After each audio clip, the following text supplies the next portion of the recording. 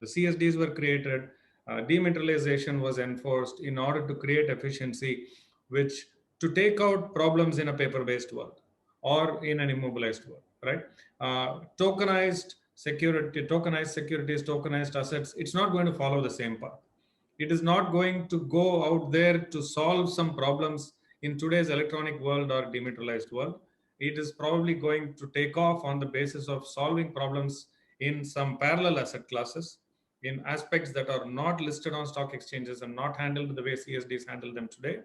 And then probably some of the current securities and assets which are handled by CSDs will also start following that path. A lot of investment and a lot of the activity has been going on primarily in the kind of private markets and the primary market side. Clearly, there's movement on the post trade side. There's something of a fundamental role for CSDs when you consider the DVP angle and the P angle of that, which essentially is central bank money, and with a lot of the considerations around CBDCs at the moment. I think CSDs are very well placed to really, be the driving force of those initiatives. No one makes a payment for no apparent reason. They make it in this industry for the settlement of delivery of assets. Putting those two together on the same network, on the same fabric, on the same ledger is arguably where we are going to see the greatest benefit from a cost efficiency play, and that will open up a much more robust market. And regulators are already recognizing that and pushing towards that goal. Rather much like Kodak or Blockbuster, to stand there and think that your regulatory position is going to defend you and the existing market conditions are going to remain the same, you're going to see this market evolve very rapidly. The larger barriers are less around technology. I think technology maturity is mostly there. I think it's mostly around just the regulatory compliance and trying to find ways in which to fit the technology around the regulatory regimes that we see in existence today. And I think ultimately they're just securities, and these are legal constructs, and therefore the robustness of a state's legal system or a country's legal system is very, very important. But a lot of institutions and a lot of participants across the market are playing the wait and see game, and very much waiting for the major markets to reach a stage of comfort with these technologies. The number of our customers who are trying this is, I would say, less than 35%, less than 1/3. We're not talking about 30%. We're talking about a much smaller fraction of that might benefit from this kind of technology. What problems do we have that this technology solves? I am not hearing any answers to that question. No CSDs have a problem that this technology can solve. They should not see this as a technology which is trying to solve a problem. Tokenization is an opportunity.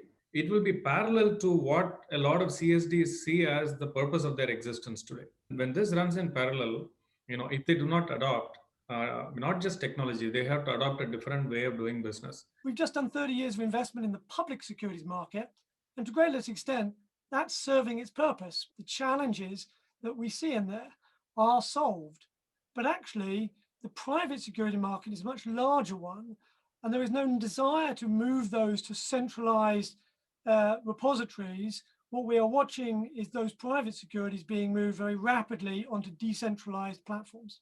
What you're already starting to see emerging are decentralized CSDs. It's an opportunity to do a lot of new things which none of the CSDs do today. I think it can be in various new asset classes. It can be completely outside the listed market itself. We are seeing a lot of traction on the private banking and the private investment side. A lot of people have 60-80% of their life savings in real estate. There may not be an opportunity to serve these new assets with this new technology, but it may not necessarily be any more efficient. I don't see enough of them seeing this as a business opportunity. We have pretty much stopped doing blockchain pilots. If you got an example that's a runaway success, it'll be copycat. When it takes off, it will be a hockey stick. It will not be a gradual growth. When it accelerates, it will really accelerate at a very high pace of growth. Multiples per year, not 10%. There is a small proportion of CSDs who are working on tokenization, but then that will really change. That will need to change. Otherwise, you would have other organizations which are similar to CSDs. A lot of them will adapt to a new way of doing things, to new business. A number of them will not. Other organizations will emerge which will address the tokenized market. They will be almost like CSDs. The CSDs in the smaller markets who are looking at tokenization are looking at it from a perspective of gaining business that they don't currently have, armed with a national monopoly. There's no competition within the country. That's guaranteed by regulation and international standards, which ask for a central securities depository. The only thing that you're left with then is brand new uncontested areas. That's open game, and they're looking at it, oh, this is an opportunity to make extra money, and that's going to drive it. They may have to go cap in hand to, you know, the state to get some kind of funding in many countries. But it's the custodians, account operators that get the fees. The CSD isn't allowed to charge much. So that in turn feeds into their ability to invest in new technology. A lot of innovation will happen in complete white spaces, right? And that innovation will be ahead of regulation. Innovation is not going to wait for regulation in this space. There's a fundamental role for accountability for around service provision. Who's going to be on the hook for managing disaster recovery and business continuity around some of these infrastructures? And it's very easy to do with a single centralized party. It's very difficult to do in a wholly decentralized context. So it is wrong for the CSDs to think that, or foolish for them to think that what's going on in the DeFi world will remain in the DeFi world. It's a universe that serves crypto assets today and provides a function of allowing the organic growth of liquidity in crypto assets, solving the problem in that market.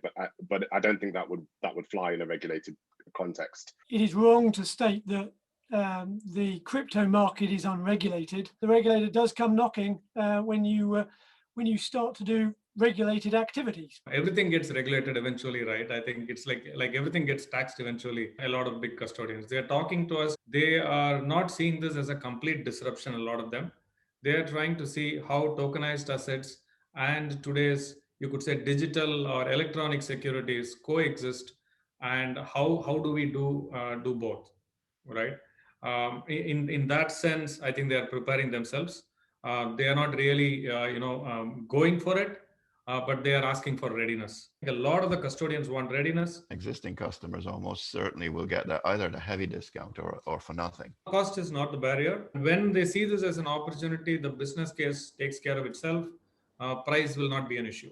Coexistence will be there. We are not going to completely replace existing systems at all. There would be also a need for interoperability between different blockchains, not just different networks, and between current networks and blockchain-based ecosystems. Obviously, interoperability is one of the things that blockchain can do quite well in terms of providing, mechanisms to allow assets to transition from one chain to another through, time-locked transfers, etc. And the sooner the better, because then you would have, you would solve some of the liquidity issues.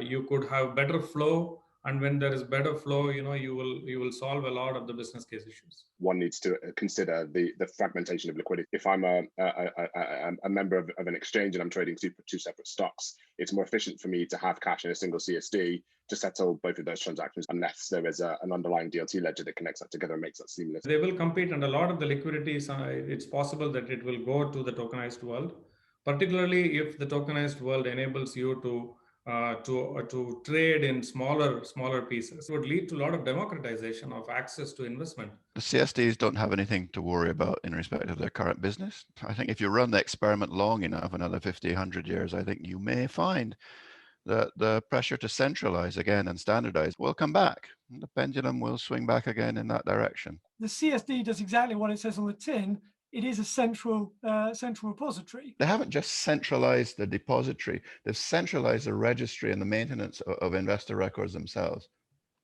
And the number of people in that department involved in that work is about 75% of total staff count. The restriction is not in the technology. The existing CSD technology allows that self-service business model to be implemented as well. The holdup is in the hearts and minds of the people who are in charge of this. The regulators are now waking up to the risks of over-centralization. CSDs are very natural, you could say, will be very natural at running permissioned ecosystems, right? I would think so. I think they're almost designed for it. I wouldn't expect you to see one ledger to rule them all. You would likely see a patchwork of DLT networks potentially governed by financial markets infrastructure providers. But to believe that they're going to sit as some sort of ordained intermediary owning both the tech platform and the ecosystem as one fails to understand the evolution of things like Uber and Airbnb and what they've done to each of their verticals. Not all the software that they run needs to be run or created and run by them. They can use a best-in-class service from somewhere else. If you look across between the crypto space and the existing financial system, they are converging at a rapid rate of knots. It's all financial services. You're just using a different technology to achieve it. The creatures looked from pig to man and back to man to pig and could not see the difference. Those two worlds are converging, and you will live, regardless of how close you are to retirement, you will live to see it.